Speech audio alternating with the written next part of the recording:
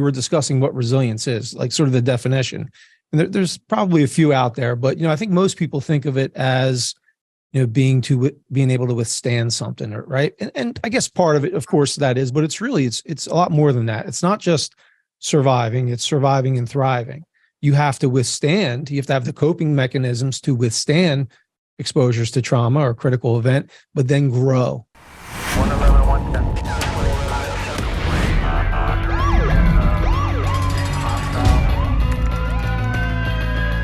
Training to be a street cop. Hey guys, welcome to this episode of the Street Cop Training Podcast. I'm your host, founder, and CEO of Street Cop Training. My name is Dennis Benino, and we got a big group today. 2 in-house.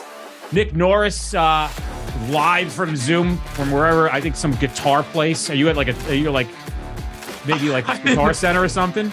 I'm in my business partner's studio. He plays guitars. I do not. I was going to say, is your business partner Elvis Presley? One would think. Oh, he's that good, huh? Well, anyway, we're here today. Nick and I did a podcast previous to this episode. We discussed mental health and psychedelics and things like that. But we brought 2 additional people in who are doing great work here with law enforcement in the state of New Jersey. And again, I won't just go through everybody's bio because 1, I don't have it in front of me. But 2, I'll introduce everybody here and they can give a simple explanation of who they are and why they're here today. So we'll start with Nick Norris. Nick, you've been here before. Tell us again who you are and what you do.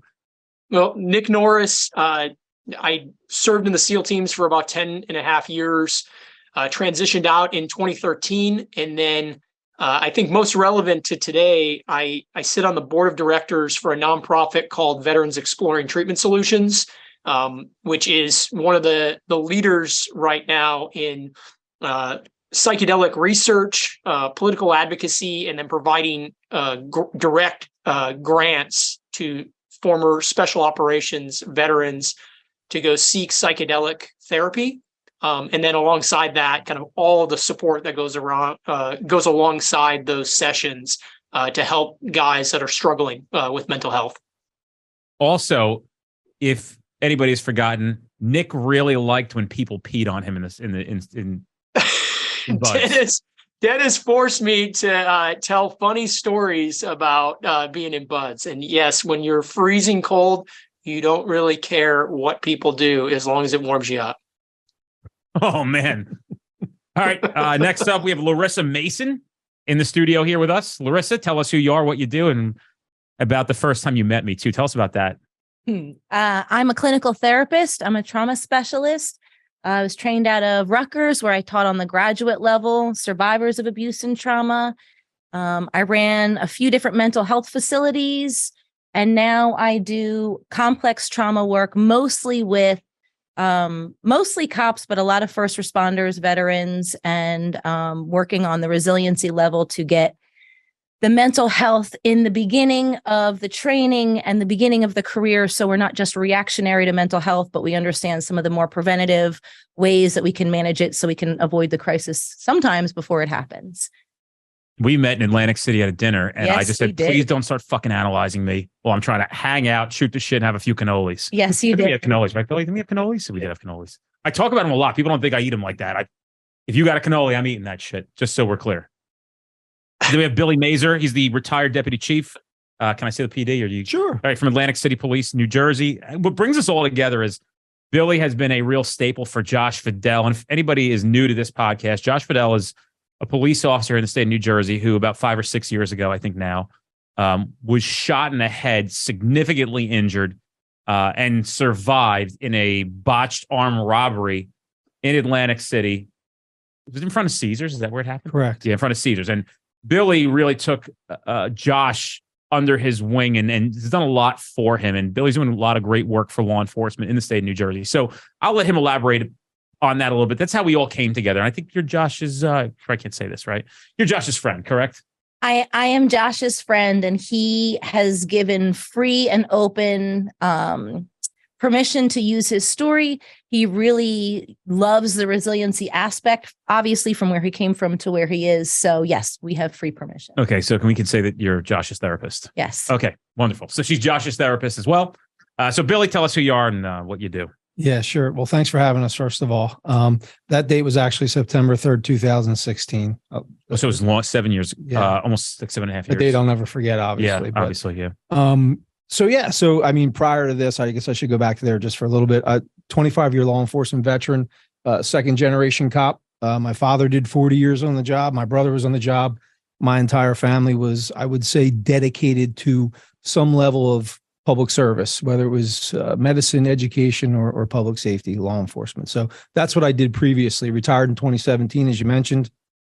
And I was lucky enough to have an opportunity I was actually recruited by Acadia Healthcare to not only be hired by them, but help develop a national public outreach service for first responders.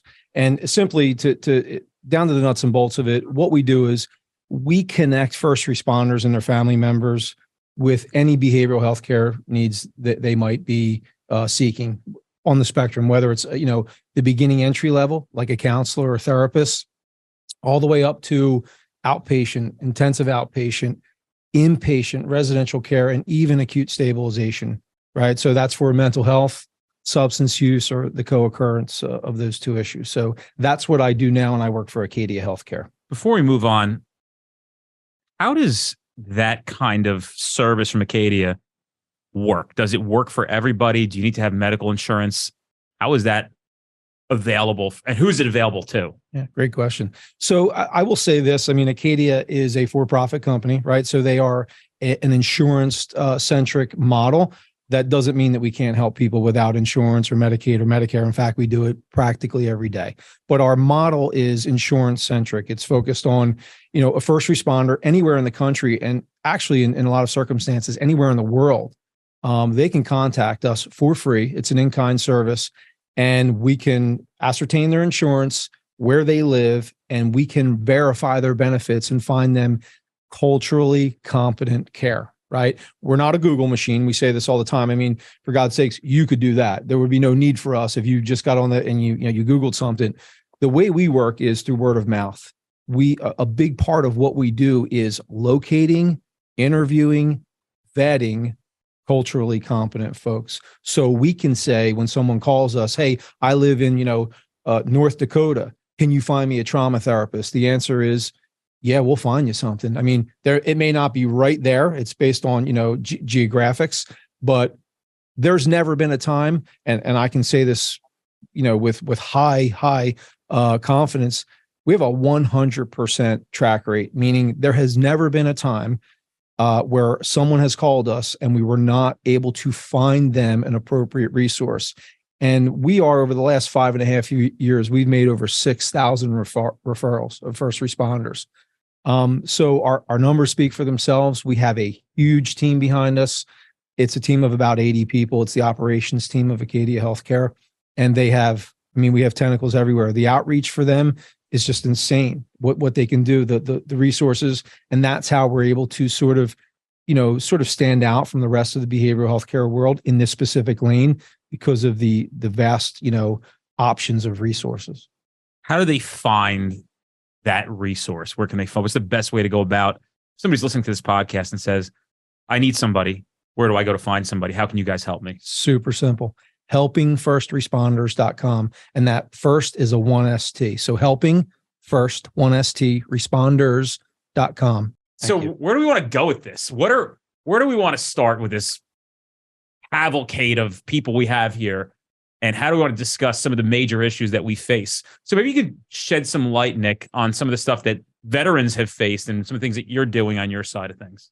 Sure. I mean, I think there's a lot of similarities between the veteran community and the first responder community. I grew up in South Side of Chicago. I have my whole family were firefighters. Some of my closest friends, I actually was just visiting with one of my closest friends, is a Chicago police officer.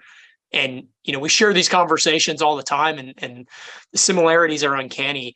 I think in order to do our job, whether it be, in the military, law enforcement, fire department, I think we have an innate ability to compartmentalize emotion and do stuff that is extremely difficult, high stress, high stakes.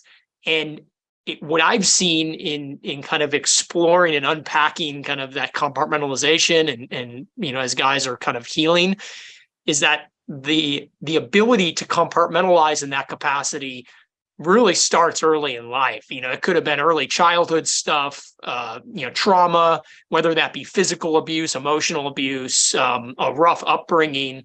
And it typically, it's like a shared background we're finding out.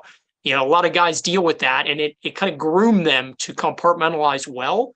And then they sought special operations and combat because they just excelled in that high stress scenario where, that you had to kind of put your emotions aside.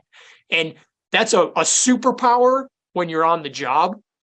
It turns out to be kryptonite when you step away from the job.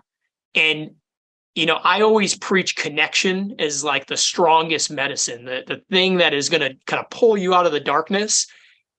And frankly, when you're emotionally compartmentalized, it's hard to connect with people. When you're not connecting with people emotionally, you're not truly connecting at a deep level. And that depth of connection is something that, I think has really, it's helped me personally.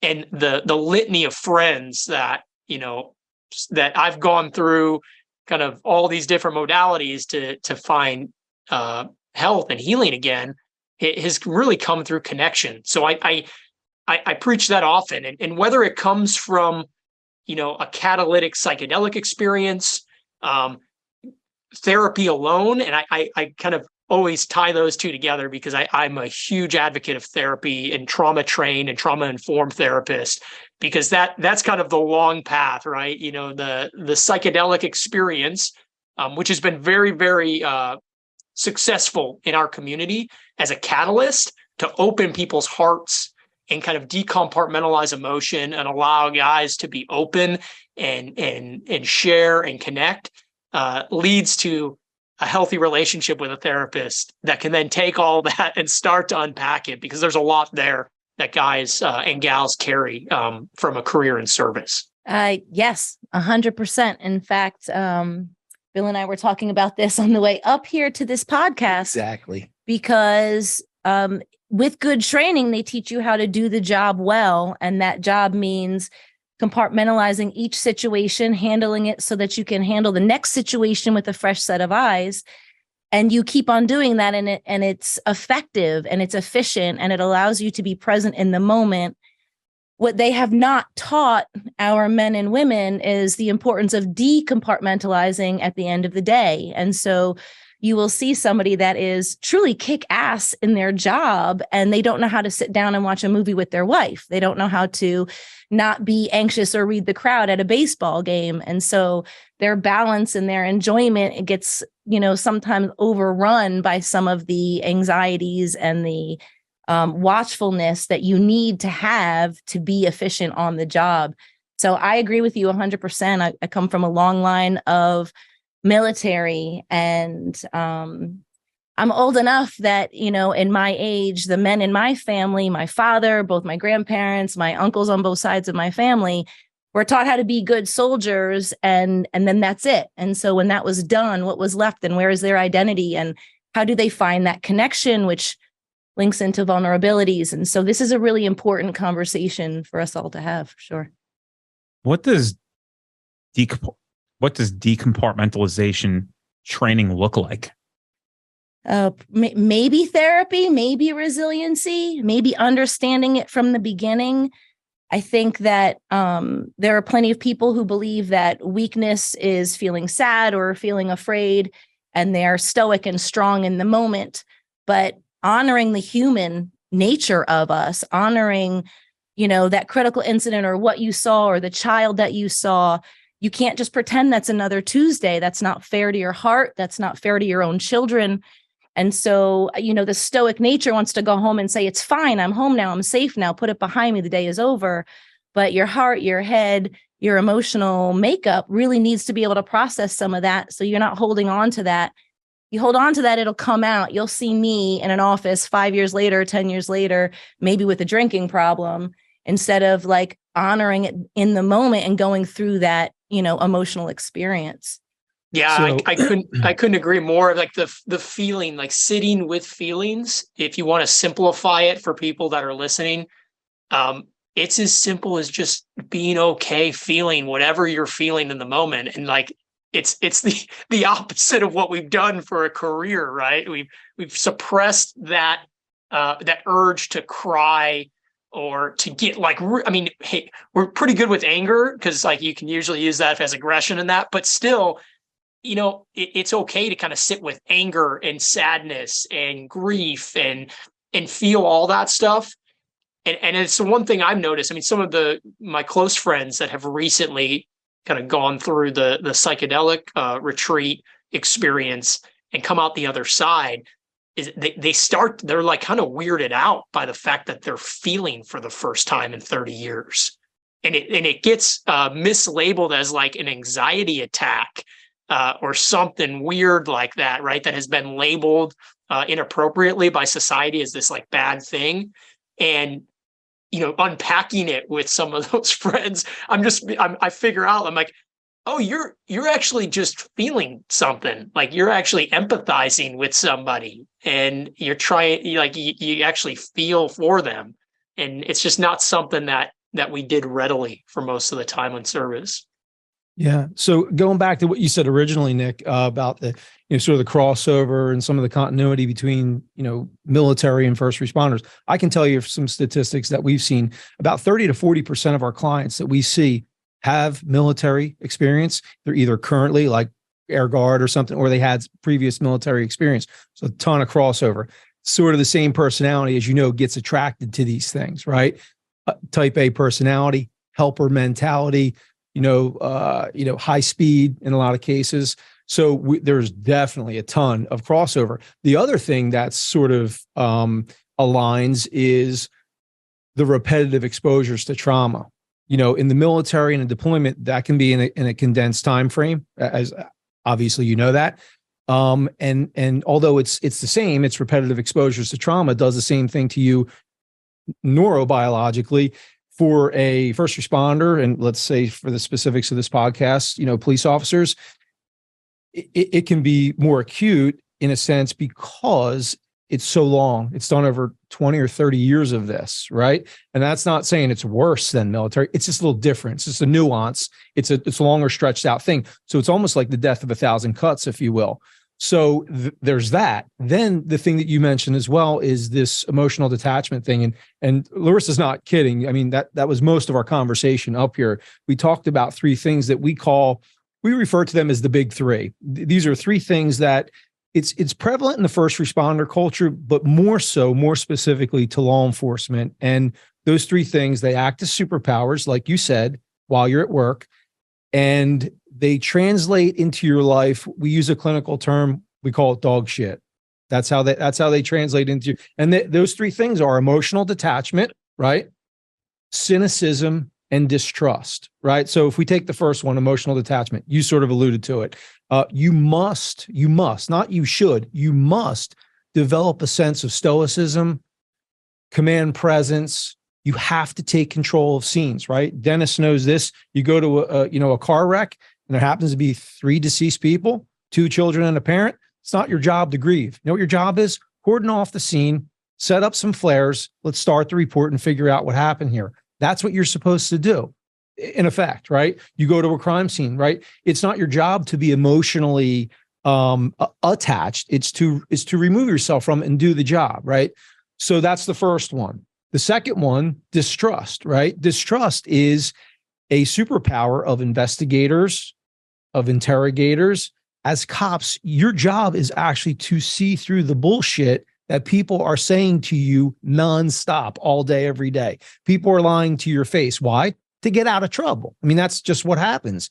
So in order to be a good cop, you must be able to see through that. And as soon as someone gives a statement to you, in your brain, you're trying to deconstruct it. You're trying to work backwards and poke a hole in the story, right? So that's another superpower. And then the cynicism, that's part of dark humor, is it not? I mean, we still have plenty of that. It's what we are.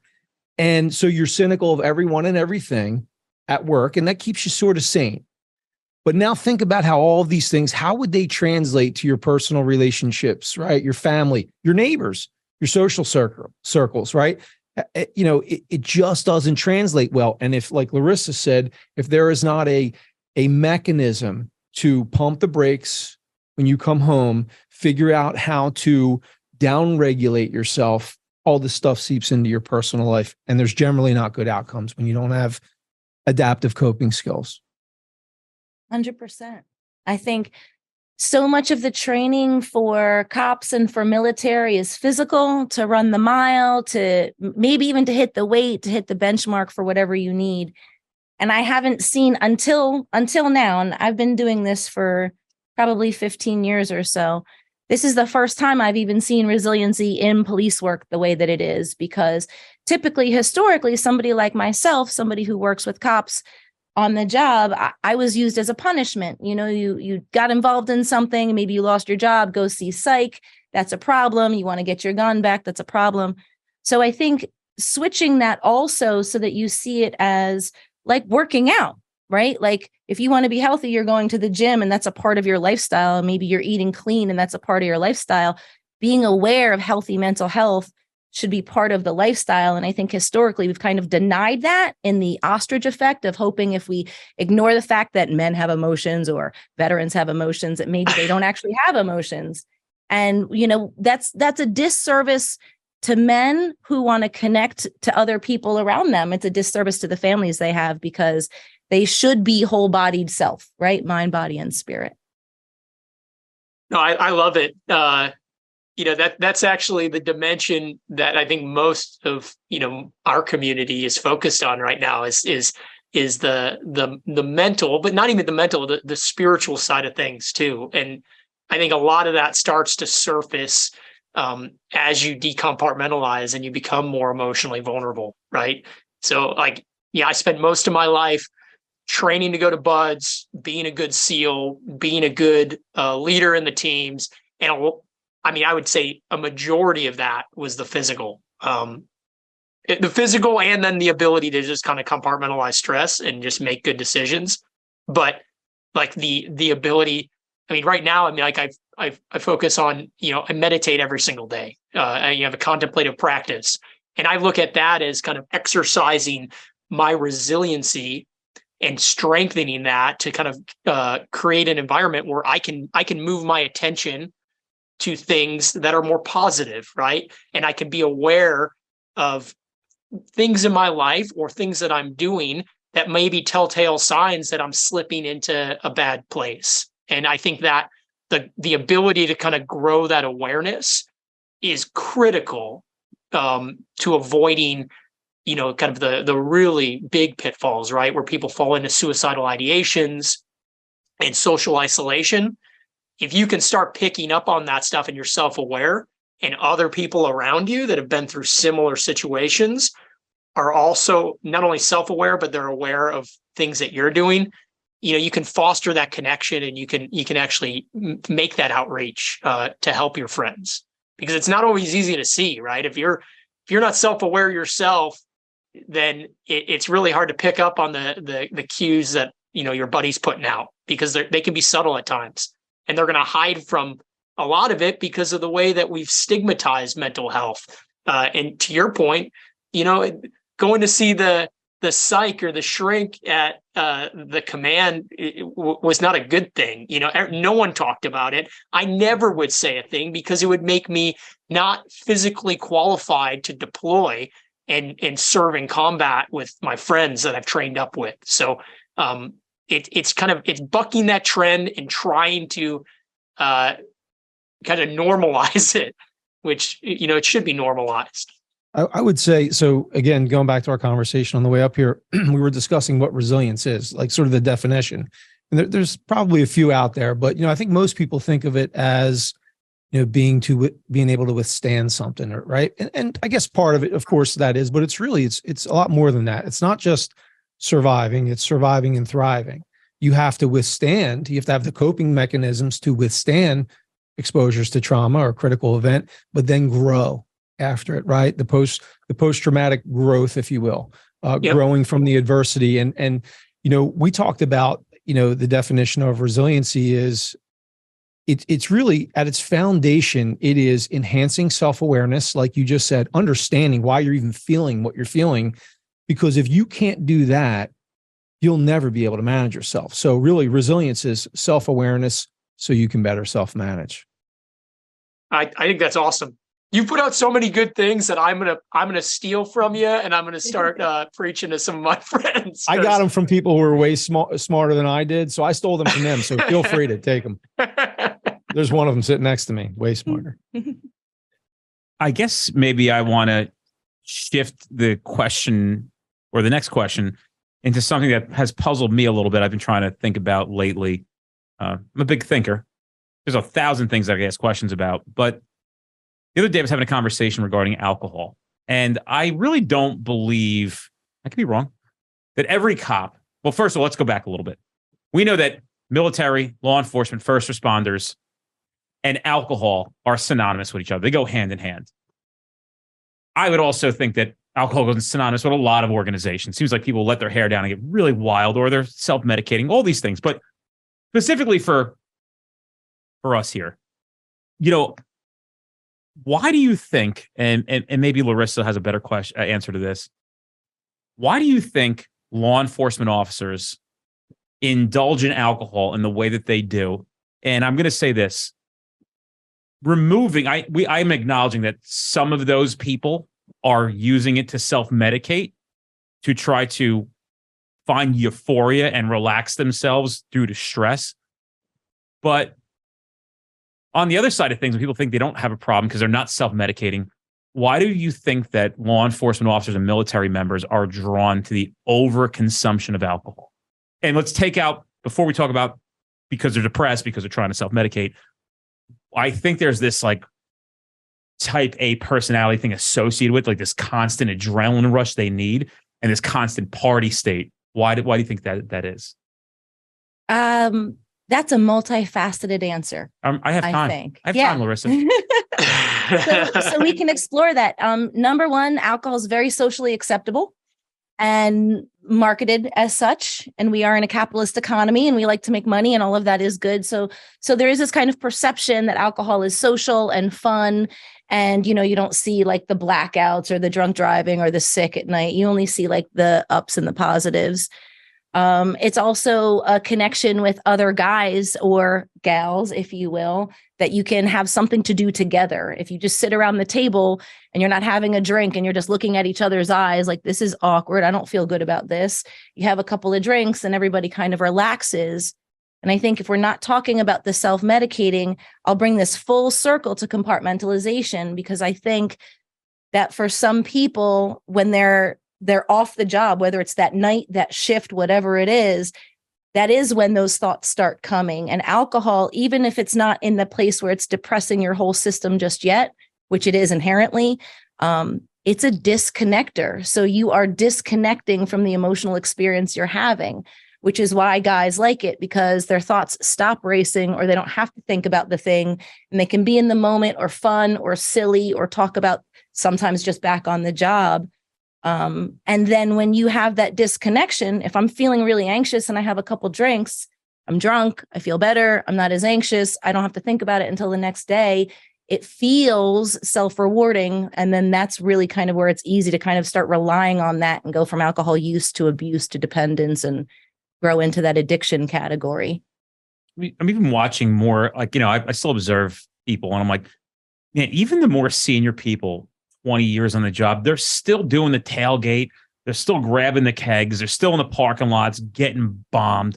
And again, maybe I'm doing a disservice saying it's just law enforcement. We know it's not, but this is cultural for law enforcement. There you go. So I would say I'll offer you my non-clinical view of this, but it's an experience that I have, speaking to people across the country every day.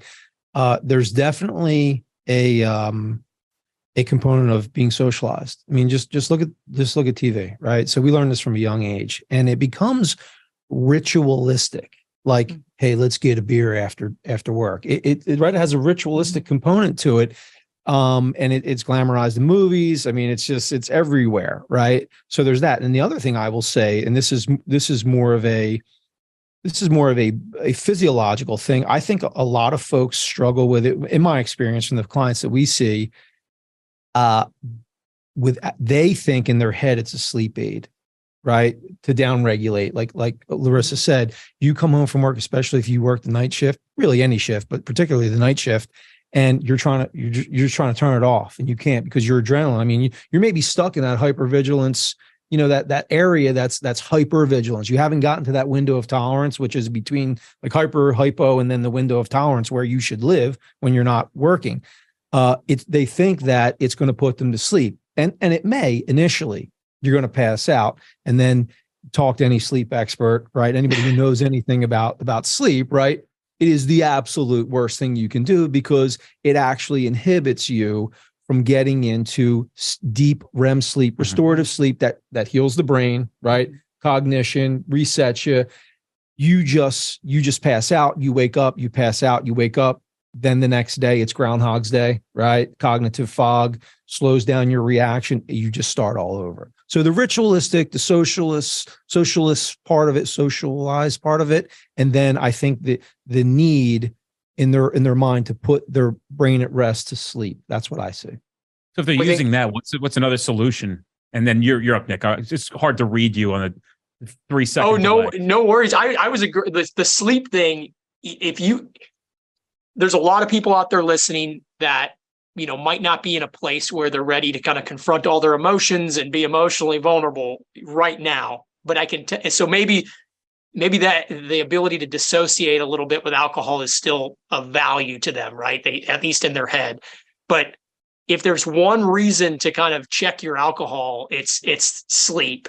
And here's something. If you're not getting that deep restful sleep, you're not going into deep sleep and REM sleep because of, and frankly, it can be one drink at night. If you're drinking late at night and you're having one drink, you don't get that. And for men, and this is really important, like growth hormone, right? That is like indicative. The release of growth hormone is intimately connected with you being asleep and getting like deep sleep during that first section of rest. So like from like 9 p.m. till like 11 or midnight. And if you started drinking, you basically can have thrown your organic ability to produce growth hormone in the toilet. So, I mean, if there's one reason, I would think a lot of the people out there listening, are focused on trying to stay healthy, trying to stay young, trying to, be able to lift more and run faster and all that. You're basically shooting yourself in the foot when you're using alcohol consistently. You just don't get that benefit. Many clients we have, not everyday drinkers, what they drink in their eyes or in their mind, they drink to go to sleep. And it's just this process, like Nick explained and Larissa. Just to comment on that, I've often been criticized that, and it's well known in my social circles as a father. I have different social circles. I have ones in town where my children, other people's children are involved, and I have my personal life where my good friends, because I have some good friends there, but I'm saying like my 25, 30-year friends, 15-year friends, we go and do things not as dads, but and it's not very often. And those people actually understand me a little bit more, but I'm often the outcast. And I always think about that thing that says alcohol is the only drug that if you refuse it, you're criticized. And, often I will be asked, like, how come you don't drink? How come you're not drinking with us? And I had an epiphany today. Yeah, it happens. What are you going to do, Nick? I'm not perfect. Contrary to popular belief, I'm not perfect. Right.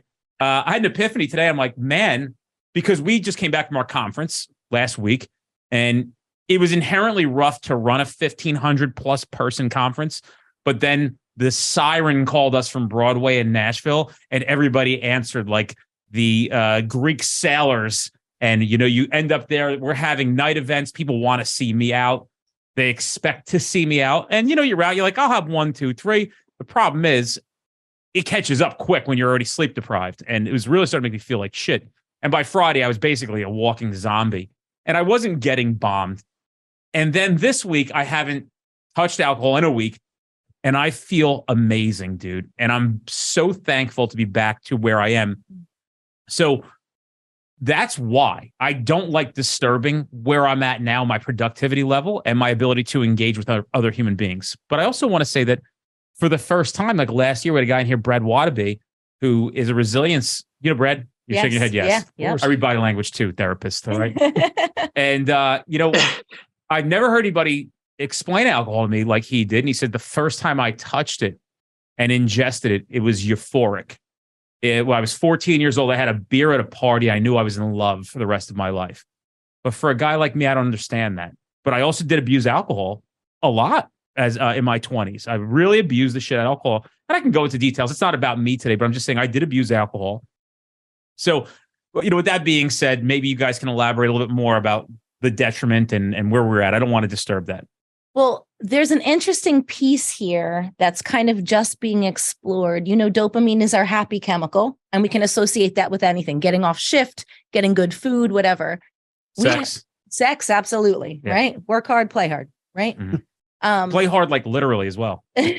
Yes. Yeah. Yes. I think me and Billy are guys that like play hard when we have sex. Yeah. Well, that is up to the two of you. What I'm saying, not together. I'm saying with our partners. Yeah, clear. For it to work, we'd have to play hard. Yeah, we'd have to play hard. Yeah. Sorry. There is this. Sorry, Billy's wife. There's this interesting piece of anticipation dopamine. So for somebody like Brad, who had this experience at 14 where it felt really good, that's almost some version of chasing the dragon. Mm-hmm. It's when you think about that, it makes you feel so good. Your brain releases dopamine in anticipation of that same experience. So it feels good just thinking about going for your next drink because you associate that with the relief of emotion. Mm-hmm. So it's a whole big connection in your body. When you're on alcohol, your body is wired to literally want more. Hence the, dependence into addiction kind of category. Food addiction, right? It says literally everything. Yes, absolutely. Yeah, the alcohol thing. It's like the older I get, the less I'm intrigued by it. Yeah. It's just I think all as younger guys and gals, you're discovering yourself, and through college or whatever it is, in your younger years. So we all had those indiscretions, but I feel like the older I get, the less I am, interested in it, because basically, I see a lot of friends, and I've seen the families and the relationships that it's destroyed. Mm-hmm. I've friends that my age that I know have they've indulged quite a bit, and I look at them now, and they've been through some rough stuff, physically mm-hmm. too, their appearance, and so maybe a little bit of vanity is a good thing in this case, because you want to live longer, you want to be there for your family, you want to look decent. It's one of those things that me personally, and I'm not preaching to anybody, I still enjoy an occasional cocktail, but I just have less and less interest in it the older I get, because I realize now some of the physiological, and then I of course see all of the emotional fallout, the wreckage, and what this has done to so many clients. Honestly, if I'm speaking honest, that subconsciously sits with me too. So it's kind of, it's one of those things that just makes you more aware, right? Self-awareness with it. So here's an interesting thought. Smoking cigarettes used to be very, very common, right? And then we realized it gives people cancer. So historically, you'd have good moms that love their kids, and they're in the car with their kids smoking a cigarette, or they got their baby on their hip smoking a cigarette. You fast forward with some science, with some understanding, not only do you not smoke in the car with your kids, smoking in general is seen very differently. You don't smoke in buildings anymore. You can't smoke 10 feet in front of buildings anymore. It's just different. We look at smoking as very different. It's not cool, right? It used to be smoked, paid per cigarette you smoked in a movie. There is a lot of conversation that we're going to look back at alcohol use similarly to cigarette use, where it was commonplace and used. And then as we learn what the real effects are, short-term and long-term, people are going to start making different choices for their health and wellness. It's interesting. And I'm sure, I don't know, I know you, because I think we talked about this before, just can, especially if you want to get up and work out and feel good about yourself and be effective at work and help people. How can you do that with brain fog, right, Nick? I can't, right? At this point. I mean, I'm 40, I'll be 42 this year. And I still want to be at my peak, and I have to work a lot harder, and I have to do everything humanly possible to stay at that level and have that edge. and frankly, I mean, I was habitually using alcohol throughout my time in the military, and then definitely afterwards, as I had transitioned and I was fully compartmentalized and dissociating by through work.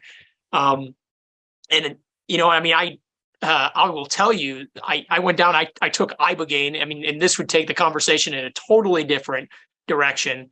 But, my experience with ibogaine, which is one of the psychedelics that is being used a lot in our community, and for a number of reasons, not just from a psychospiritual standpoint, but from like a physical healing standpoint for brain trauma and concussive injury.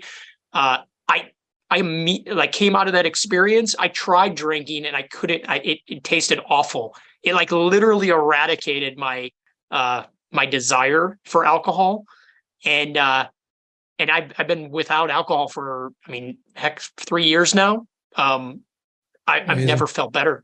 I mean, it's amazing. I crave the clarity of mind and the way that I feel without it. And again, I'm not condemning it, and I'm not damning people that have, use alcohol. I'm just telling you, like, I've been on both sides, and there's nothing like having the clarity that I have now. It's actually pretty amazing. And I need that now. I mean, being on this side of 40, and wanting to be a high performer, I need to stack all the odds in my favor. It's funny you say this, and I brought this up on the podcast before.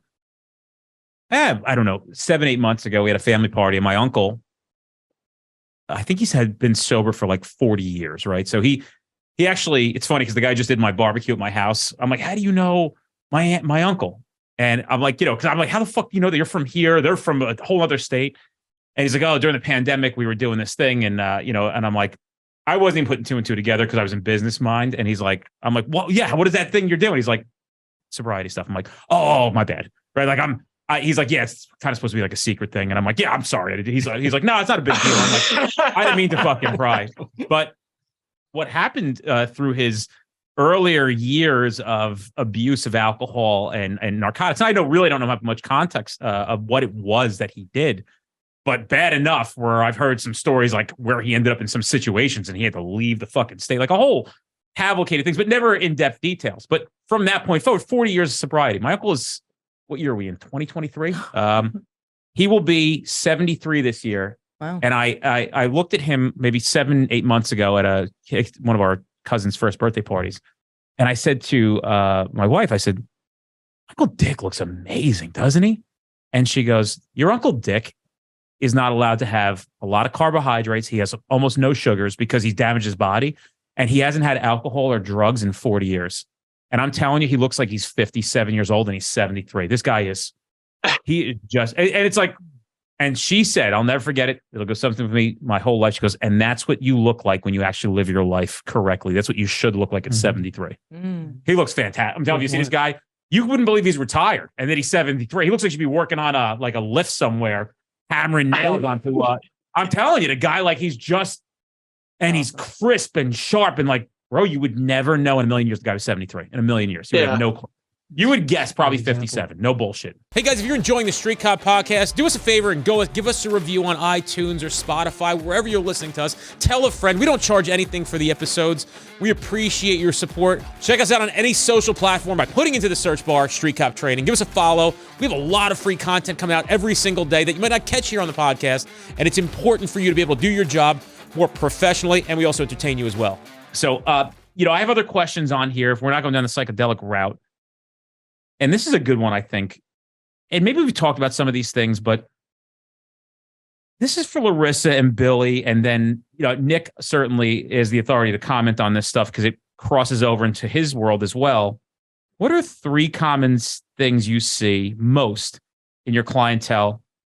And how do you guide them? You can answer them one at a time. So maybe the most profound thing, maybe the most common thing you're seeing in first responders. We know compartmentalization for sure, but maybe we missed something there, maybe something a little more specific. I see a lot of anxious anger, which is something that's not really talked about. And we talk about anger. We talk about anger as a masking emotion. I think in the psychology world, we kind of know that anger and depression go hand in hand. But there's this other kind of piece where people identify as being angry, but don't necessarily identify the underlying anxiety. And it's almost like I can handle everything on the job, and then my kid gets a C on his test, and then I'm angry at that. And why am I so angry at that? Maybe because I want him to do better. But really, it's this ultimately potentially underlying anxiety that if your kid's not doing well, what does that mean about his ability to handle school? What does that mean about your ability to parent a kid effectively? And all of these bigger questions, which you have no control of in the moment, because here you're dealing with the C. And so anger is the easiest one to come out with, and the easiest one. There's power in anger. It's motivating for people. So it's easily identifiable, especially in masculine kind of energies. And so really kind of identifying what anxiety is. It's not being scared and biting all your nails off in the corner of the room, but it's really, what does it mean to have to pay attention to everything that moves when you're in a room? What does it mean that you can't sit with your back to the door, but that also means you're vigilant the whole entire dinner? And tying those into anxiety related pieces, because that translates into anger a lot. And I see that anger, I'll see cops. I have heard this so many times in marriage counseling. Larissa, I am so good with everybody else. I'm good with the brass. I'm good on the streets. I get accommodations. Why can I talk to everybody else, but it's my wife? She's the one that drives me crazy, or I can't handle it at home.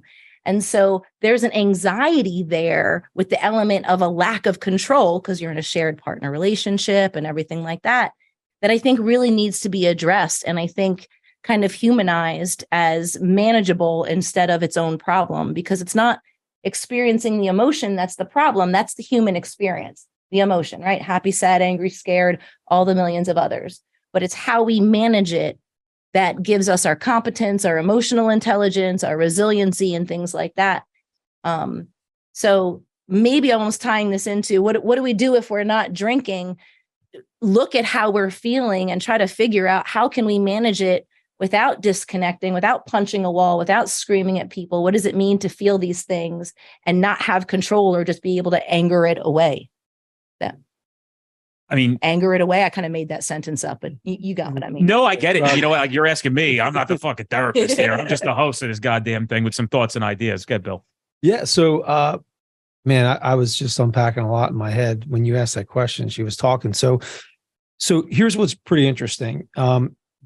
Just by sheer virtue of the role that we play nationally. So my counterpart, I need to mention him, not because he told me to, but it's important because he's an important part of the team. Joe Collins. Joe is my counterpart. He does exactly what I do on the western side of the U.S. And Joe and I are a team. So we talk every day, multiple times a day. And it's so, we say this all the time. It's so, maybe ironic's not the right word, but it's interesting that you could take a person's name and geography, where they're at. You could take the fact pattern, and I could place it in literally Alaska, California, Miami, or Portland, Maine, and anywhere in between. Why? Because of the continuity of experience that cops are going through everywhere. They're all going through the same stuff, right? With the anti-law enforcement rhetoric over the last few years, being targeted for all kinds of things, literally physically being targeted. So we're all sort of feeling the same thing. So there's a continuity in that in the experience. But going to the question more directly, what are we seeing? And I know you're going to agree with me because we've had this conversation. We see a lot of developmental trauma, childhood trauma of first responders. And a lot of times they don't even realize it. They've packed it away, right? With special forces, military folks.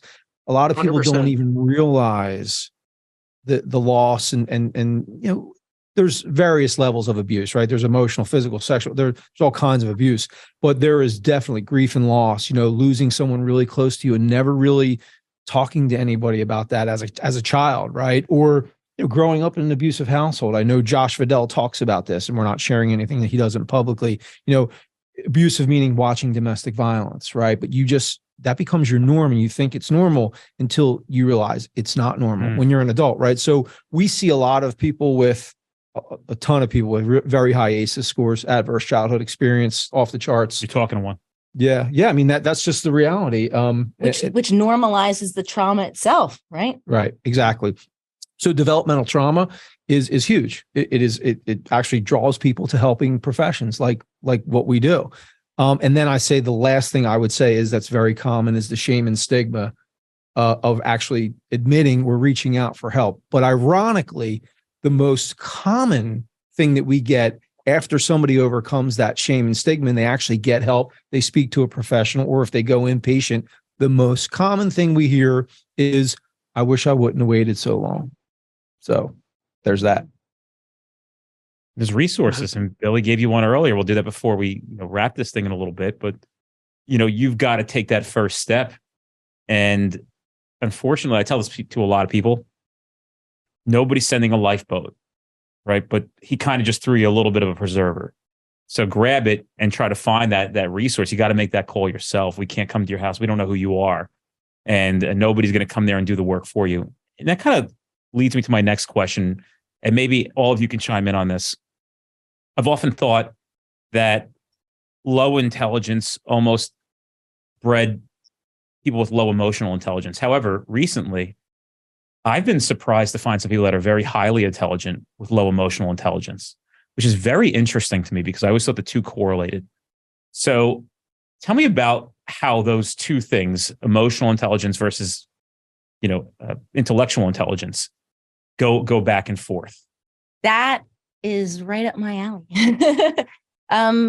Yeah. So our brain is kind of described as having both of those aspects, right? The intellectual intelligence at 2 + 2 is 4 and 7 + 7 is 14. And that's always going to be the way it is. And the emotional intelligence to know what we're feeling, how we express that feeling, how other people are going to take how we express that feeling. I might express it differently with my children than I do my husband or than I do at work and things like that. And ideally, we're best functioning when we have that Venn diagram where they meet in the middle and you have the emotional experience connected with the intelligence to override it. Because if we're all just emotion, we're going to be very erratic and impulsive. And if we're all just intellectual, we're disconnected from other people. So we really need both. And you can have a high intellectual intelligence and a low emotional intelligence based on potential neglect scenarios where they weren't either shown the example or anything like that, given the way to understand how you feel. Children should be seen and not heard. That's shutting them up and putting them in the corner. That's not teaching any kind of emotional intelligence at all. Addiction stops emotional growth. So if you become an alcoholic at 21 and you get sober at 41, you are looking at a chronological 41-year-old adult, but with the emotional capacity of the 21-year-old they were when they started drinking, because in those 20 years, other people would figure, social navigation, conflict resolution, growth and goal setting, and somebody else is just avoiding by drinking. I'm stressed. I don't want to pay the mortgage, so I'm drinking or I'm using. So they lack that social growth and the ability to navigate problems. Trauma also stunts emotional growth because they can get very stuck, even biologically, in the fight, flight, or freeze scenario. So there are a couple of things that stunt the emotional growth, but therapy can recoup those gaps. Therapy can help that 21-year-old reach that emotional equivalent of the chronological 41-year-old that I'm using in this example. So that's a big disconnect, is to understand how that emotional intelligence grows so that we can use both aspects. That's our well-rounded energy. You could work on that too. Can't you work on becoming more emotionally intelligent? Yes. How does one do that? Yes. Goodness, yes. Goodness, yes. I mean, they see me. No. By thinking in terms of balance, I think one of the biggest challenges I have with law enforcement and with veterans is because they've seen so many dark and traumatic things, they almost see that as their truth. So it's like if it's a sunny day or a kid's birthday party, well, that's just a little thing, but they know like the real dark part of life. And so when I ask somebody to do a breathing exercise or meditation or those kinds of things, sometimes people feel like it's almost a waste of time. It doesn't take away the negative they've been through. And the idea is correct. Nothing takes away the negative we've been through, and nothing is going to stop more negative from happening. That's a universal life experience, is to overcome challenges to the best of our ability. But what I will say is that if you don't have emotional balance, if you don't allow yourself to see the light in others, to practice gratitude. I know this sounds so simple. I just came back from Mexico. Big problems, right? That's a nice problem to have. But, you can't turn on the drinking water. You have to brush your teeth with bottled water. The fact that I can put a cup under my fountain, I'm very grateful for that. So learning to look at the things that you're grateful for, learning to connect emotionally with other people, like you were saying, not just how's the weather, those kind of things do spark and grow and enhance emotional intelligence. Absolutely. Very good. I don't know if Nick had something, but I definitely have something. Nick, do you have something? Go ahead. Oh, so yeah. So I think one of the biggest things from my own personal experience that definitely provided growth is learning, the foundations of resilience, right? And one of those things is that I've learned through being, going through the training, becoming an instructor, working with professionals, the training that I get in this position is learning how trauma drives behavior for people, right? And when I grasped that concept, it made me see people and things in a different light. And I think that's a really advantageous thing to be teaching police officers. And here's why. This is one of the things that always comes to mind for me. So trauma can really drive a person's life decisions, right? Which can lead them to do bad things. Now, I am not by any stretch giving somebody an excuse or a free pass. Some people need to be locked up. Okay. And there are bad people, right? I was a cop for 25 years, second generation. I understand law and order and its purpose. However, what I see differently now is it's just a little bit of a perspective change, because I can tell you, I've met, thousands, literally thousands of addicts. I haven't met one that wanted to be addicted, right? So what's driving that? It's some experience, some prior experience, some traumatic experience that has probably led them into self-harm or committing crimes, right? Again, it's not an excuse for somebody to sell drugs, do drugs, engage in prostitution, any of those things. But if you can understand and look at people, not like you feel sorry for them, just in an empathetic way, and think, I wonder what went on in their life to bring them to this place in their life. That's a huge thing. How trauma drives behavior. So. I have a story that I'm going to just quickly correlate, and it was a paradigm shift in my life. I was processing a girl, and I've told the story in the podcast before. Just if you haven't heard those episodes, I'll reiterate it. And she had come on our radar. So just the talk of the police department. We're going to deal with this girl. If you see her, she's doing a lot of heroin, da-da-da. She's always involved. Now, when she gets arrested, I'm under the impression that she doesn't give anybody a hard time. So I end up, now it's like the seventh time, like 3 months later, she's arrested. Now it's my turn. I'm arresting her for possession of heroin or something like that, whatever it may be. Maybe she had warrants. So I bring her in, and she was delightful.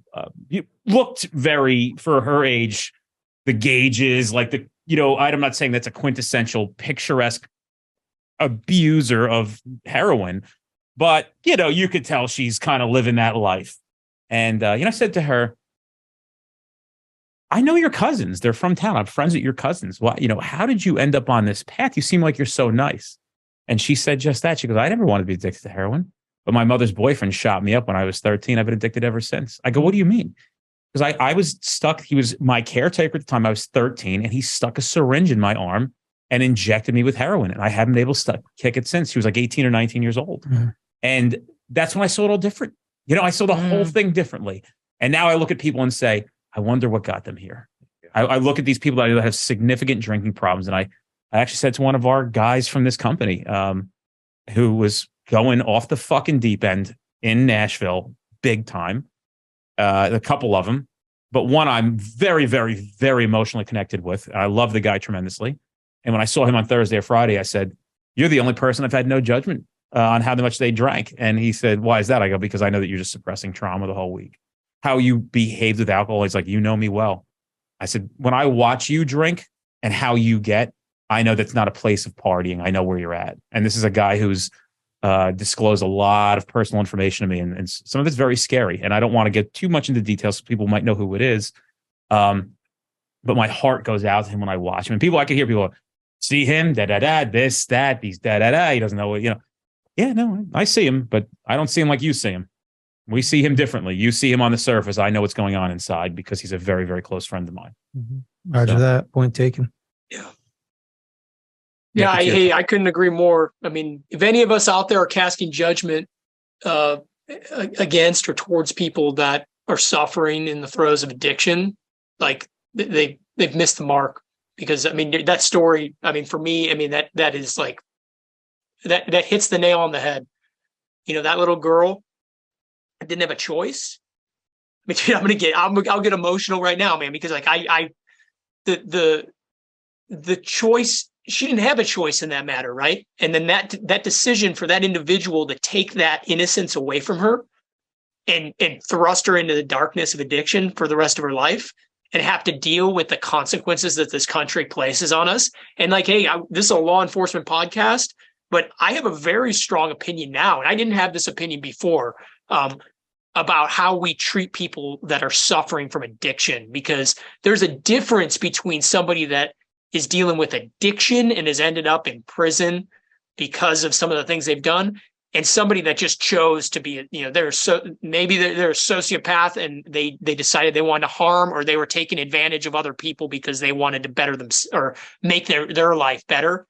But the people that are dealing with addiction, I mean, golly, like I think we as a country could do a better job at trying to rehabilitate those type of people and at least give them the tools to try to deal with the trauma that led them down that path. And I don't know if there's an easy solution, man, but you hear a story like that, and there's hundreds of thousands, if not millions of them out there. Maybe it'll give people out there an opportunity just to kind of think about that a little bit more. You see people on the corner, right? People that are homeless that are sitting on the corner. I guarantee you they don't want to be homeless and addicted to drugs. You know, they probably carry some heavy shit from their childhood. And again, not an excuse for behavior that harms other people, but a lot of those people are only harming themselves, you know. And that's the other thing, you know, we were talking about things that I see in my friends that are telltale signs. A lack of self-love. You know, we come from a community where we put ourselves last. You know, we always think about others. You know, our situation's never the worst. There's always somebody out there that needs more help, and like, yeah, I'm not bad, don't worry about it. I see that over and over and over again, where people will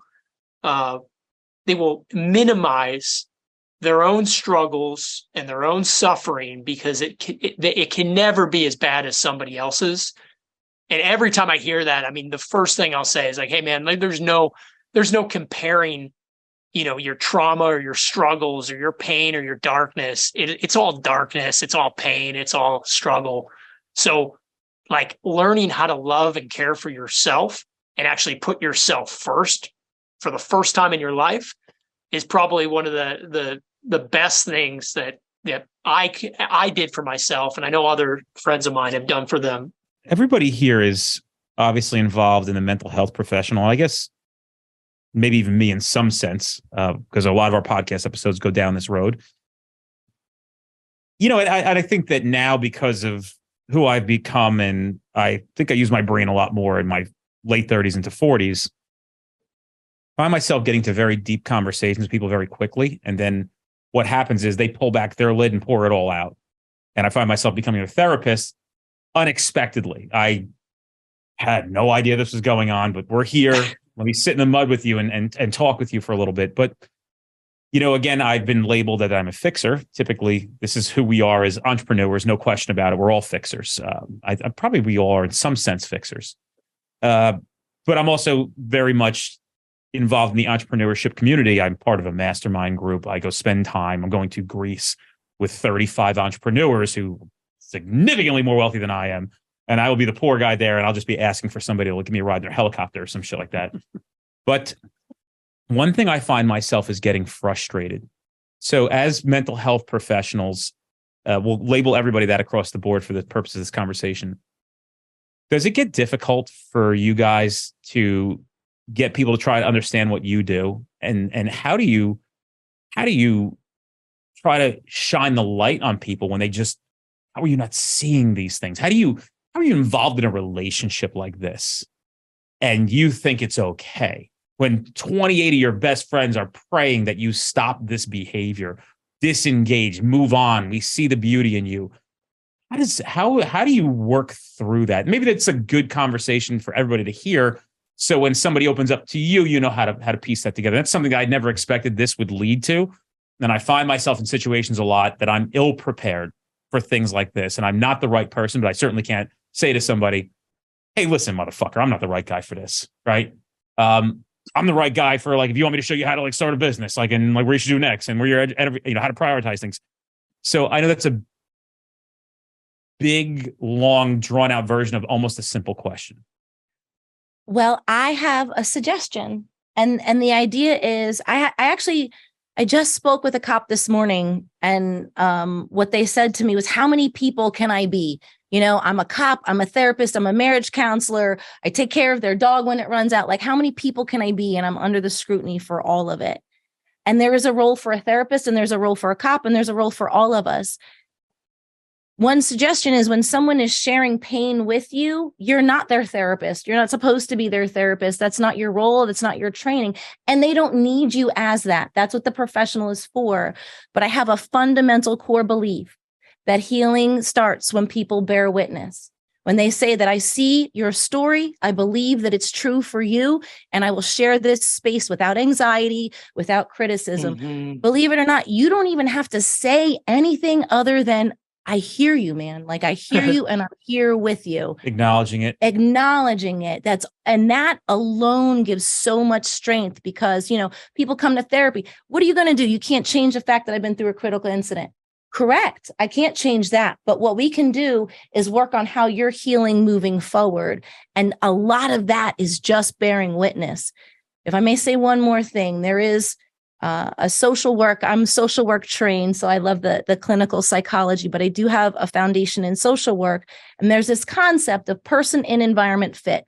So you see this person, the person that owns a helicopter, I bet you is going to have different therapy than the person that's been generational poor, inner city, things like that.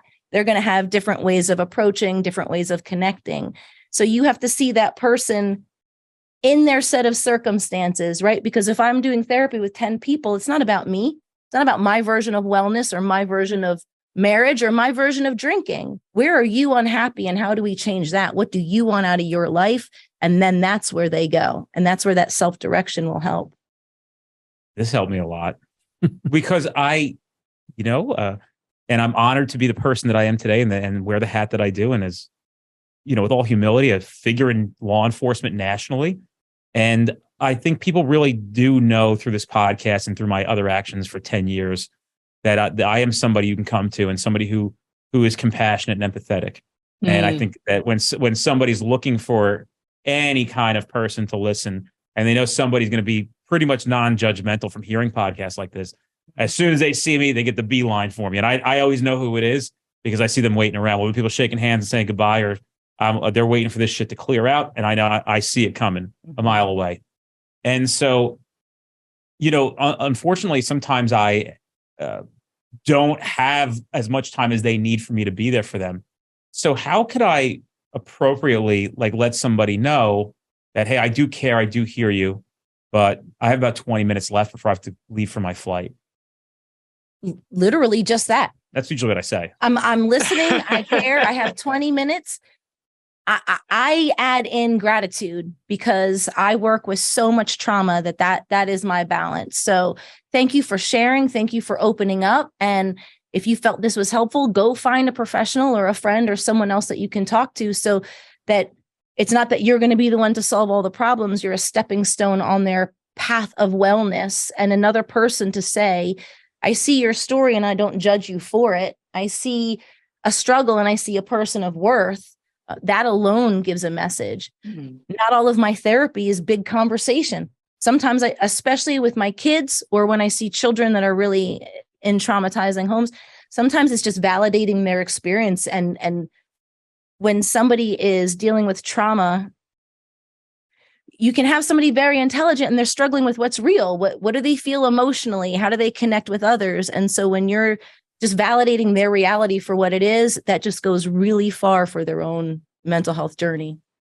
So we do a lot of peer work, right? So, we're very upfront and we say, hey, look, brother or sister, I'm not a clinician.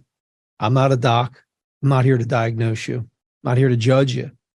What I am going to do is I'm going to listen, right? I'm going to listen and I'll share some of my experiences if you'd like to hear them, but I'm all ears. And I can guarantee you that there is nothing that you're going to tell me that I haven't heard before. And we don't say that in a way where we're like, oh, we've heard it all before. Look how massive no, what we're saying is you're not alone, right? So that's why we've heard this before. So when we have these conversations, I mean, we're very honored that, there's times where, Larissa and many of the other clinicians and docs that I work with, they'll have a person and they'll say, call Bill or call Joe, and we'll act in a peer role. We're not there to be their life coach. We're not there. I'm not there to convince anybody you need to go to treatment, right? It's not a role. It's there to be supportive and then sort of break down some of the walls, maybe ease some of the shame and stigma so they can get into see a professional, right? It's that stigma. They're afraid. It's the fear of the unknown. So we sort of allay a lot of those fears through peer work. And, we're very successful because it's not about us. It's just, we're just being an ear, for their voice and not judging them. So authenticity and compassion. It goes so, so far. I have one last thing, I think, before we start moving forward with a conclusion here today. Why do people hate the truth? Me? Because it's painful. People don't want to do things that are uncomfortable. We don't want to feel sad. We don't want to grieve our best friend from suicide. We don't want to grieve our neighbor's daughter. We don't want to feel depressed. We don't want to have missed the promotion. We don't like feeling those things. So we employ cognitive distortions. We minimize, we rationalize, we deny, we kind of allow it to be okay. And then in those places, we don't do well, right? If I'm rationalizing and denying, I'm not living up to being authentic or being responsible or being accountable. So the truth can be really hard. And I think, we have this beautiful idea, life, love, and the pursuit of happiness. And I want to be happy. And I would love everybody that listens to this podcast to be happy. But the truth of the matter is, like sadness, happiness is fleeting. It's a temporary state. And instead of looking for happiness, which ultimately is kind of a setup, I think we should just be looking for stability, for an internal sense of core and self and growth and love. And I think that's where we can honor our real truth, which, for the record, and this does tie in, includes making mistakes and loving yourself through it, which is really hard in a criminal world, in a law enforcement world, because, it's action consequence, but including allowing your own personal growth and accepting yourself. It's called radical acceptance, knowing that mistakes are part of the learning curve, so that you're not in denial of what's happening and you have this kind of acceptance of what's going on. I think that's the best way that we can face our truth. I probably would have understood most of this had I not gone through some of the most significant trauma of my life recently. So as you say that, and as I think I've probably gotten back into my head appropriately and with a clear sense of the world and understanding my emotions, I do a lot of reflection on how I was behaving and how I had almost no control over it.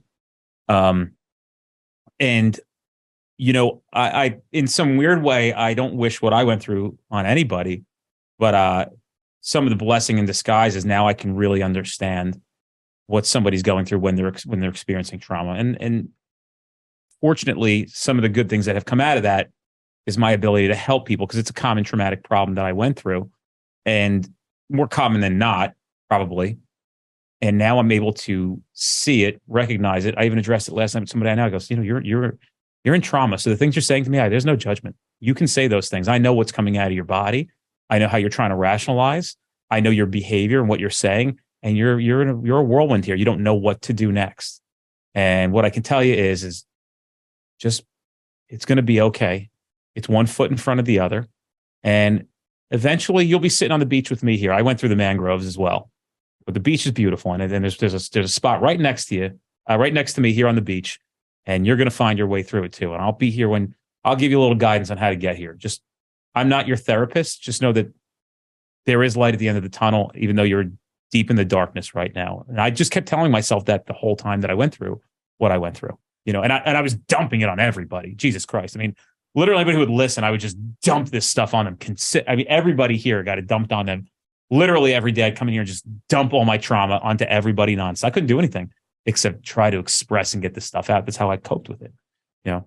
One of the tremendous things about you, one of the things that makes you remarkable is exactly what you just said, the conversation you just had, the reality that you're providing for everyone. And when we grow, I really do think this kind of ties us all in, is we will experience trauma and we will feel a little broken, like going through a winter, right? Before spring and summer, where we start to thrive again.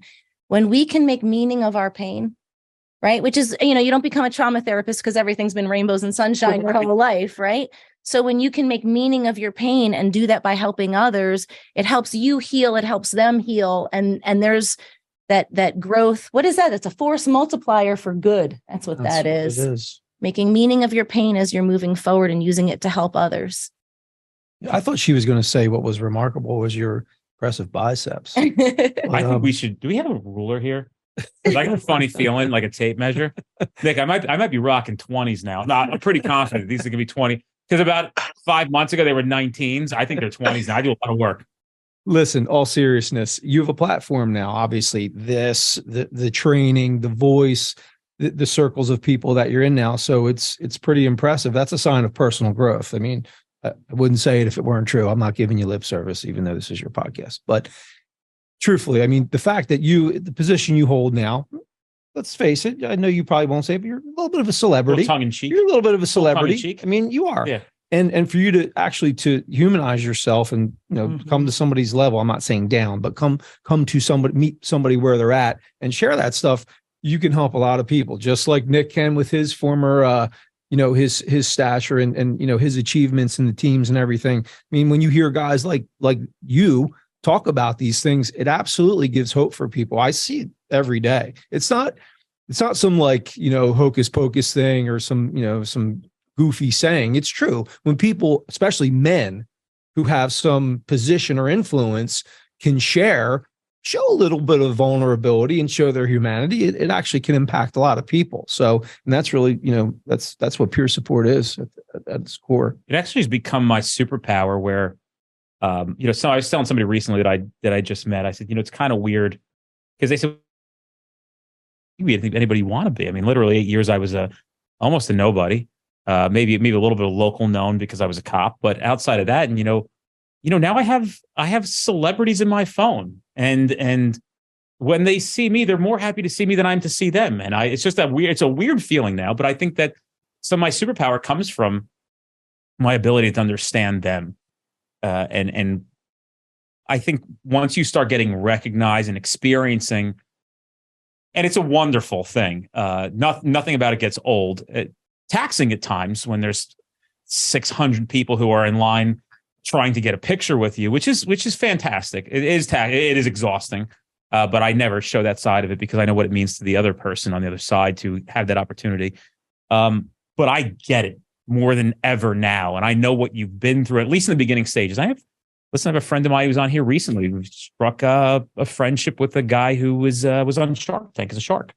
Matt Higgins is a fantastic human being, and who would have ever thought that he checks in on me and says what's up every 7 to 10 days? I get a message from, hey, hope all is well. Like, this guy's worth hundreds of millions of dollars. And, I actually wrote back to him yesterday, as weird as this is. I said, I think it's my turn to see how you've been. And we started chatting it up again. And it's just, it's comical. But one thing you learn about everybody is we're all just human beings. And everybody had a different path. And he's got a tough path. He had a tough path as well. And I think that we all see something in each other. And I think that's a beautiful thing to be able to do that. And I'm thankful that whatever I've been through has given me the ability to be that person for a lot of people. So Nick, say something good, huh? No, yeah, I mean, you guys have said all the good stuff that I was going to say.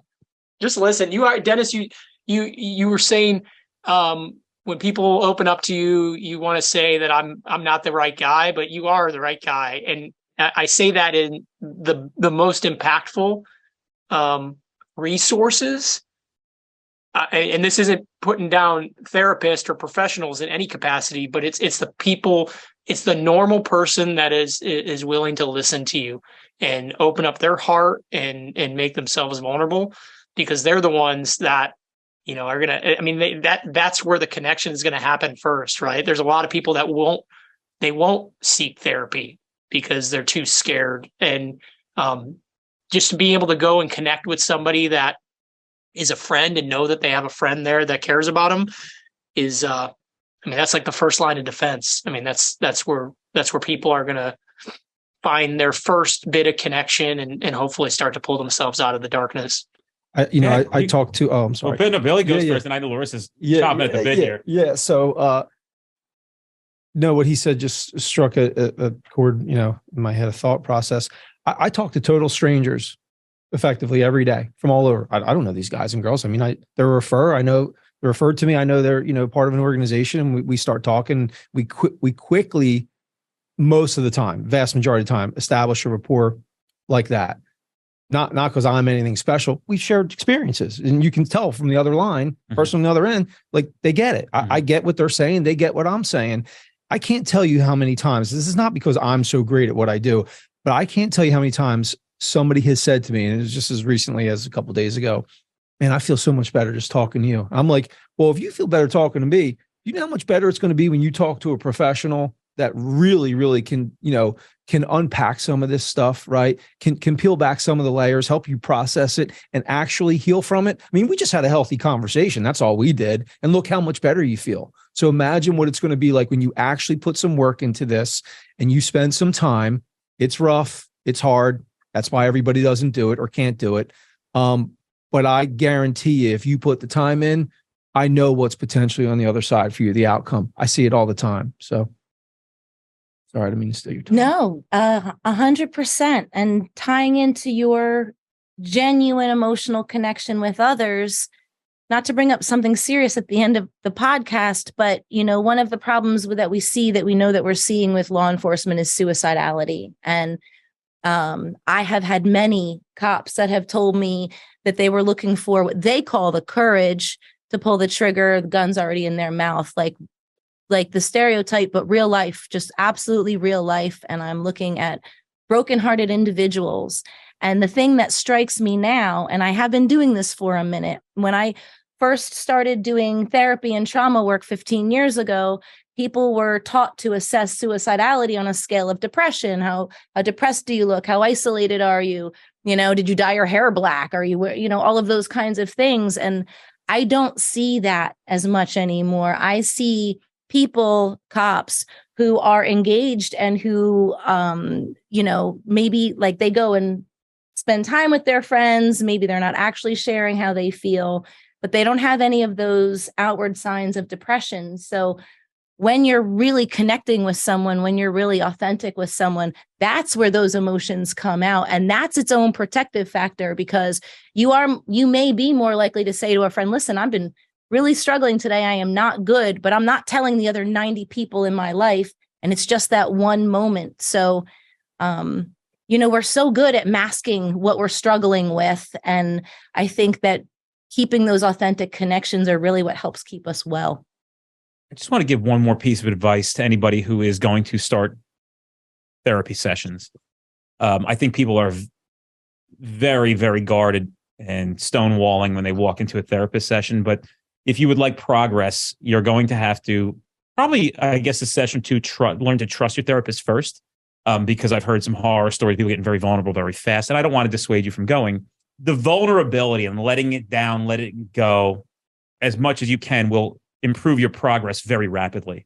So I was always proud, and I don't know if my therapist is blowing smoke at my ass. I have thus since broken off my therapy sessions. I don't go anymore because I do feel that I'm clear and resolved in what I needed to resolve at that time. I'm sure there's plenty of things I could work on, but it just wasn't feeling like it anymore for me. Like if I was going to CrossFit, I'm like, I like lifting weights more. I'm really been able to self-heal quite a bit and have some real thought behind and acknowledging my emotions, the people's emotions, how I'm making people feel. I'm into my own books. I'm in a book right now, and I'm sure you must know it. And I got to tell you, it's fantastic. I've given it to a few people, and I had no idea. They're going to be like, hey, I just stopped everything else I was doing and got into this book. And I'm going to tell you what it is right now. But as I'm doing that, my point was, I was always tickled when my therapist said, you are my star pupil. When I tell you something, you're the only person that I see out of all these people that actually goes out and puts it to use immediately. And every week I'm excited to hear the report back on how it worked. And it's a big thing for me to you to be able to do that. And she goes, so you're very good at when I give you something, you're not fighting me on it, you employ it. But that's kind of how I live my life. I'm a meditator. People look at me. I'm growing a mohawk out now, right, for my Greece trip. People are often, I'm a very abrasive, Jersey, loud, funny, obscene, but people get very interested when they're like, man, you were fucking deep as shit. Like, I meditate twice a day. I work out. I have mindfulness. I try presence with my kids. I just saw something that, what was the actor who played the original Batman? Michael Keaton. There's a clip going on about him. And I loved it so much. It's like a TikTok clip or a viral clip on Instagram Reels. And he said, you'll never look back at time with your kids as wasted. So if you think it's wasted now, you'll never look back, because he's got to be 75, 80, he's got to be older than 72, 73. He's up there. And here's a guy who was a Hollywood A-lister, still is. And basically his message was, don't ever think that your kids aren't the most important thing. And you'll never, and I literally canceled like 4 podcasts or 5 podcasts. We had a whole thing to take my 2 middle ones to Florida with me to scout out our new conference location. And, Frankie was like, this guy's coming on and he's big. And I'm like, yeah, I tell him we'll do it in a month and, or whatever he can again. I'm not going to SeaWorld and Universal with my 2 middle kids. And I got to tell you, Michael Keaton's right. I don't have a regret about it. I just don't. I had a fantastic time. Bringing those 2 out, or like watching, it's like bringing a comedy duo out. They are the funniest 2 kids you'll ever see together. I said to my wife last night, I said, who do you think the closest ones are? She goes, these 2, and then maybe this one and that one too. But these 2 are clearly the closest. They're fucking hysterical to bring out. They're redheads too. They're comical. But let me give you the book, and it's you'll probably know it when I just start to utter it a little bit. I have it on. So type A personality is what you were talking about, right? I know Nick absolutely related to this. He's going to say Roger that in his head. But type A personality is a lot of what you described, even in your therapy sessions, right? You're an action-oriented person. And so, you can go in, the therapist can tell you what to do, and you're going to do it. It's just like you'll stick to a regimen of fasting.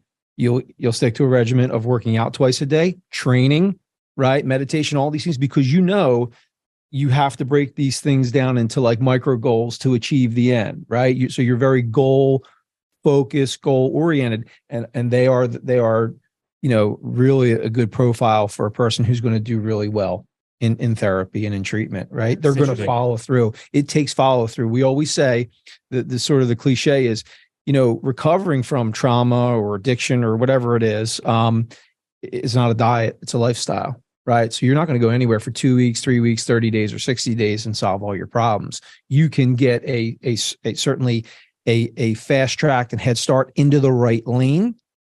But then there's work that continues, right? And it's habit changing. It's creating new neural pathways to solve problems, personal problems. But I appreciated what you said about, the therapist gives you this and you go and do it. That's the therapist's dream, right? Yes, it is. Yeah. I know. I have friends outside of my therapist's office. I have friends that are therapists. Obviously, we're friends. Mm-hmm. So I get to hear the other side of things. And I know what therapists, maybe some of that actually played into my action, probably not as much. And it's so funny because each therapist that I speak with all have compassion, but all have different styles and practices. That's why I tell people, if you have the opportunity to shop therapists, see if you find somebody. Kathy, who's my therapist, who I've given a lot of recommendations of people to go to her, was a perfect fit for me. Just a perfect fit. She really was a good fit. And I had one before that. The woman meant well. I didn't give her enough to work with. Or she couldn't pick up what was going on. She was really playing my cheerleader too much. And then the next one said, it's a shame that she didn't pick up on those other things that I see now. And she wasn't to her detriment, but the book is The Adult Children of Emotionally Immature Parents. Oh, yes. This is one of the best books. And if you're a parent, you just read this. Like, I don't even think that you need to have had a bad childhood. This is making you a better parent. I'm understanding more of my kids. Now I'm a good dad. I actually say that I'm a great dad. I know I am because I try every day to be a great dad until I know I'm a great dad. I'm literally their friend. Like last night, like they make me chase them around at night to go to bed. But it's hysterical. It's not like disrespectful. It's just the dad fun shit that we do at 9:30 at night. And the oldest, like the 7-year-old at the top of the stairs, he's like, "Good night, bitch." And dude, I'm dying. Like, but that's their connection with their father. They don't do that with their mother. There's a level of comfort there. There's a level of comfort there. But they're not disrespectful to other people. It's only with their dad in the car. You know, and when they're with me, we're playing video games, the cursing starts, but that's their father's connection to them. That's how their dad's cool. They do respect me. This is not a disrespectful thing. My kids are some of the most well-behaved kids in the world, but when they're with their father, they know that they can curse and they're young and they let it rip. And I can't stop laughing, but you know, and you can't stop. It's a great thing. I share that my wife and I and our 3 children who are, you know, almost practically adults now, we all have a little bit of a twisted sense of humor. So we laugh at the same stuff. I mean, the stuff that me and my son share on, you know, memes and stuff, or, you know, stuff I would most of the time share with my friends. I mean, it's just, it's good to have that connection. It definitely is, for sure. They listen to their father. I have another book that I'd like to tell your folks about. It's called The Body Keeps the Score. Oh, yes. Right. Bessel van der Kolk, he's like the godfather of trauma. Yes. I've read it, you know, probably half a dozen times, but it is very educational. Something that I was introduced to right when I got into this profession, 2017. And it was such an eye opener. And that was the trauma drives behavior type thing. And it's a tremendous book. Anybody I've ever said, "Hey, read this," they've read it and reread it. So that, I think that tells you something about it. I mean, my book is dog-eared, highlighted, and everything. You know, if they read that one, anything by Gabor Mate, specifically "The Myth of Normal," would be a great follow-on. And Gabor references Body Keeps the Score and a litany of other authors that are. So it's another great compilation of trauma as a source of illness and addiction and all the other stuff, and it kind of ties in a lot of the stuff that we've been talking about today. So it was recommended by a very good friend of mine that served in the SEAL teams, that is deeply committed to building a network of trauma trained therapists for our community. And that was his latest recommendation, and it was one of the best books I've read recently. Wow. Check that out. I imagine the Gottman books must help you a lot. I love John Gottman. Yeah. So John Gottman, if you guys haven't, I'm going to tell you this right now. If you are in a shitty relationship on any level, just pick up the book. Anything John Gottman writes, he's a relationship expert. And I think that will help people see things a little more clearly from a very neutral position of, because you're looking at this thing going, either it's going to be really good or really bad. You know, so there's either going to be a lot of hope or some real realities and truths coming your way. And so Gottman's one of those books, and I'd suggest reading those as well. People are just like, listen, if you're a cop, throw it on an audiobook. I mean, I don't even read books. I'm audiobook all day. I have 3 different accounts. I have Playbooks, I have audible.com and audiobooks.com. Because I can't stop buying them. Once I hear about it, right, I'm just buying them and I put them on the back burner. Then I'm like, on a plane, I'm tired. I'm like, well, I can't, this brain's not working anymore. This is a good thing to just listen to and relax. And then I'm like, oh, but the adult parent book one is I don't even think you need I think anybody who has a child needs to read that book. So you make sure you're not fucking your kid up, right? Because you don't realize how much you're fucking your kid up. And I watch it at these kids. I got to go to a baseball game tonight. Both of my kids are on a team. I watched. They're my friends talking to their kids like, "Hey, what are you doing out there?" Right? Like, "Hey, shut the fuck up." Like, they're 7, right? Like, they're supposed to enjoy this game. This isn't about your kid going to be playing first base for the fucking Mets. So again, I don't want to make this about me. I'm just trying to correlate some of my life to some of the examples that we're giving here. Completely relevant. It's another part of our conversation on the way up. We were talking about coaching, and I spent a lot of time coaching. My eldest child is a son. I coach 5 different sports in my community, one of them being wrestling. And look, I made a lot of mistakes as a new dad. You know, you want your kid to achieve, and I cringe at some of the stuff that I used to say, and that other parents used to say, at the, you know, like trying to win and make them the best they could. And then I realized, you know, a long time ago, I didn't make too much damage between our relationship I realized like, hey, this is not the right way. And there's actually a letter that was written. I can't remember the guy's name. You could Google it. I think it's called The Ride Home or The Long Ride Home. Basically, it was an op-ed piece. And I'm not sure if the guy was a therapist or he had a psychology background, but he basically talked about how damaging it could be to a child's mind when after the event that they've played or whatever the sport, that on the ride home, you want to critique their entire performance, right? It is so damaging because and look, a lot of times it comes from a place of love, right? As a coach and a parent, right? You just want them to achieve, but you're applying your adult rationale, right? To a 7, 8, 9, 10-year-old, right? And they don't think in that. They think about like, where are we going to get ice cream? Right. And so when I read that, it really hit me. I would encourage the listeners or the watchers, the viewers to check it out. I think it's called The Ride Home, but it's a conversation. It's very impactful about how not to do that and how to approach that discussion way after it, and it should be more of an open-ended discussion, like, the next day or 2 days later, like something like if they bring it up, hey, how did you feel about the other day's game? Is there any plays that you wish you would have done differently? Or is there anything, what did you like that you did? Leave it at that. And most of the time they'll point out what they did wrong. So you don't even have to do it. It's a simple coaching sort of psychological approach, but critiquing kids after events and doing that stuff is like, it's very harmful psychologically. So, but I just thought of that. You make me feel real good about how I behave. Listen, I made all the mistakes, brother. That's how I know. With these kids, I got to give credit to my wife, and she really has given me great guidance. I'm still not perfect, but I mean, every kid that comes off the field, I'm high. I don't care how they did. Hey, listen, man, I know you struck out, but that shit was good. I saw swings were legit. Yeah. Right. You would have just connect. Next time you connect, it's no big deal. This is life. This is how you play the game. I'm telling 6-year-olds this shit. Right. And I just like, that's how I sometimes I let them acknowledge, this one will say, well, I don't play as good as he does. And I go, well, that kid practices 15 times a day. Well, you're playing video. You want to be better. You got to go outside and shoot those. You can be that good. But that kid, there's kids now. My kid's 9, right? Now you got kids coming on the court playing basketball. They're like fucking savages. Mm-hmm. Right. And these kids they'll probably kick my ass in basketball. He's like, well, that guy's really good. I'm like, he spends a lot of time practicing. That's what happens when you practice time in. A lot of those kids get burned out though, too. Oh, I can see the parents behind them. Get burned That's not them who love the sport. It's their fucking insecure father who had a shitty childhood, who was never that kid. And I got to tell you, the Brazilian Jiu-Jitsu thing, although I know it's good, I acknowledge every single time I go that there's a piece of my childhood going there with them. Yeah. Because, I think everybody has experiences with bullying. Not that I was bullied as a very popular kid, but, I was a young kid in a very old neighborhood. So a lot of kids in my neighborhood were 2 years older than me. That was the crew. So, and I was also a boy amongst men at some point. So, I was bullied by my father. Tremendous. My father's one of the worst bullies on earth. I told somebody that recently. I said, it's probably why I became a cop, was my father's bullying. Because I just didn't like, I'm very empathetic and compassionate to people who are victims. I was a victim my whole life. My father was a horrific bully to all of us. I don't think he acknowledged even, unfortunately the man has Alzheimer's. He's in the final stage of it. So I don't need to be taking shots at somebody who's sick. But the reality is this is where it comes from. This is where that mentality comes from. So, but I there is a piece of me that goes to BJJ with him every single time from my childhood. Makes sense.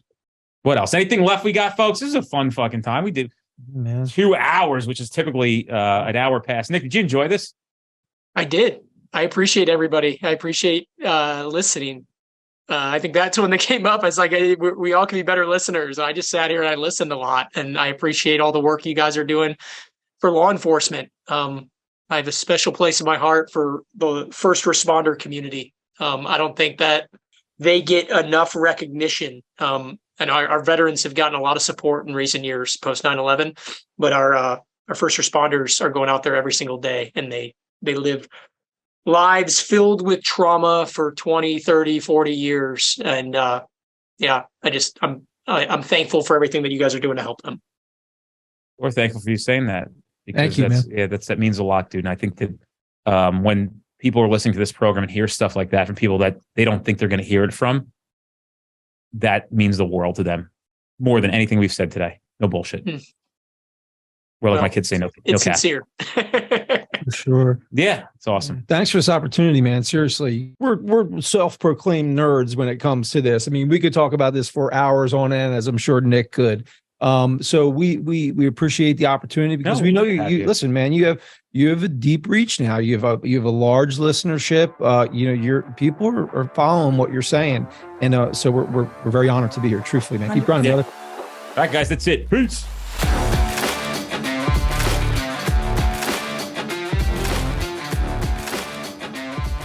Guys, if you're in an area where you're trying to get to our classes, but we're not close to you, fret not. We actually have on-demand training at streetcop.com. You can take that course online right now, and then you could attend that training in the future at no additional cost. You can redeem your voucher, so you get 2 for the price of 1. We don't want to deny you the ability to take this training now, especially knowing that it can keep you safe at a very minimum, putting bad guys in jail where they belong, and at the maximum going home to your family. Check out streetcop.com for that offer.